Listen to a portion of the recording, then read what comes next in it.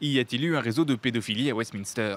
La question agite le monde politique britannique. Au centre de l'affaire, la disparition mystérieuse de 114 dossiers relatant des soupçons d'abus sexuels sur mineurs, commis dans les années 70 et 80 par des membres du gouvernement et des députés. Pensez-vous qu'il y a eu une opération de camouflage il y a 30 ans?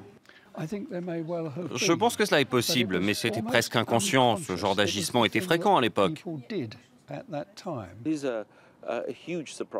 L'énorme surprise, c'est la disparition de 114 dossiers sur 527 contenant des preuves importantes.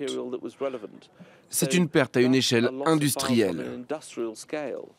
En 1983, un député travailliste et militant engagé contre la maltraitance des enfants avait remis le rapport à Leon Britton, alors ministre de l'Intérieur très influent de Margaret Thatcher. Ce dernier s'est défendu de toute manipulation, affirmant avoir remis les dossiers aux autorités compétentes. Le gouvernement de David Cameron, sous pression, a promis de faire la lumière sur cette affaire. Je comprends la préoccupation des gens à propos de ces événements qui remontent à plus de 30 ans.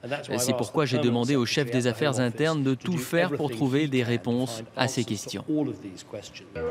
Le scandale des dossiers manquants intervient alors que se multiplient les enquêtes et les procès concernant des actes de pédophilie entre les années 60 et 90. Des scandales dont le plus retentissant reste à l'heure actuelle celui de Jimmy Savile. Cet ancien animateur de la BBC, mort en 2011, est considéré par Scotland Yard comme l'un des pires criminels sexuels de l'histoire du pays.